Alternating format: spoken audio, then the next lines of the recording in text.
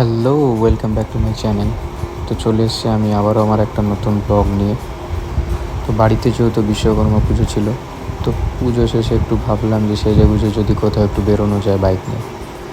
তো আমার এক রিলেটিভ আছে, অনেক দিন ধরেই বলছিল যে তপসিয়াতে নাকি বেশ ফেমাস লস্যি বিক্রি হয়। তো ভাবলাম আজকে যেহেতু ছুটির দিন, বিশ্বকর্মা পুজো, তো বেরিয়ে পড়লাম বাইক নিয়ে লস্যি খেতে। তো চলো শুরু করা যাক আজকে আমার নতুন ভিডিও।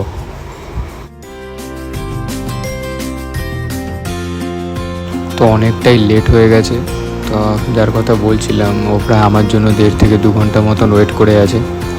তো চেষ্টা করছি একটু যতটা তাড়াতাড়ি যাওয়া যায়।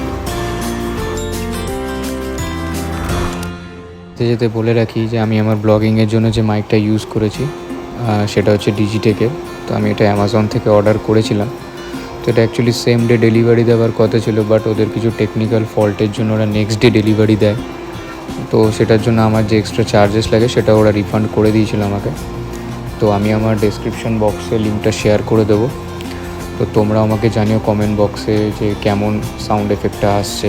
তো আশা করছি চিপেস্ট প্রাইসের মধ্যে বেস্ট কোয়ালিটি মাইক এটা। তো চলেই এসছি ওর অফিসের সামনে। অলমোস্ট 2 ঘন্টা ধরে আমার জন্য ওয়েট করে আছে যে আমি কতক্ষণে আসবো। আমাকে 2বার ফোনও করেছে, বাট যেহেতু বাইক চালাচ্ছিলাম তার জন্য ফোনটা ধরতে পারিনি।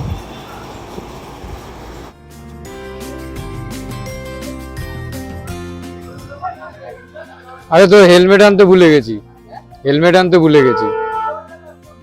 আমার খেয়ালই নেই। আছে কারো কাছে হেলমেট? তো ব্লগিং এ আছিস, কিছু বলে দে। Side side. ছেলেটা 2 ঘন্টা ধরে ওয়েট করে আছে আমার জন্য, আমাকে লস্যি খাওয়ানোর জন্য 2 ঘন্টা ধরে ওয়েট করে আছে। এই যে ছেলেটা, দেখে না। তো ওর অফিস থেকে বেরিয়ে গেলাম তপসিয়ার ফেমাস লস্যি খেতে। তো অনেকদিন ধরে বলছিল যে এখানকার লস্যি নাকি খুব ফেমাস। তো দেখা যাক কেমন স্বাদ। তো দীর্ঘ অপেক্ষার পর শেষমেশ পৌঁছে গেলাম লস্যির দোকানে। তো এই হচ্ছে লস্যির দোকান। তো চলো খেয়ে দেখা যাক। আমার রিলেটিভ, তুমি কিছু বলো। না, আমার কিছু বলার নেই। ও এসছে, ওয়েট করিয়ে রেখে। ও সোদপুরে লস্যি খেয়ে পছন্দ হয়নি, তার জন্য ওকে আমি নিয়ে এসছি এখানে খাওয়াতে।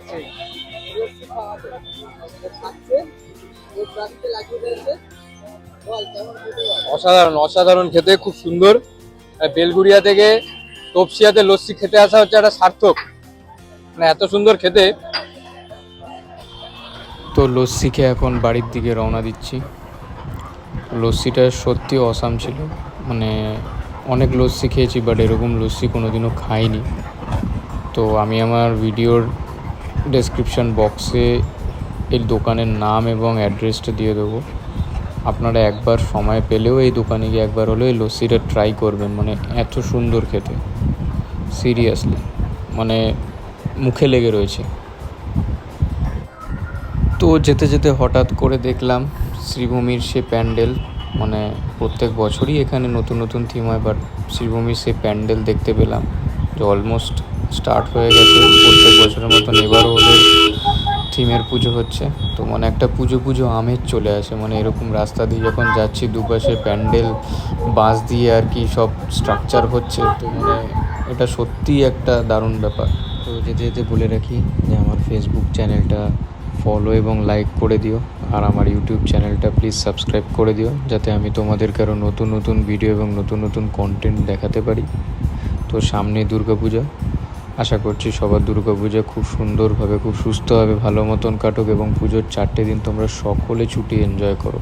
তো আজকের ভিডিও এইটুকুর জন্যই, দেখা হবে তোমাদের সাথে নেক্সট ব্লগে। তো আজকের মতন গুড নাইট, গুড বাই।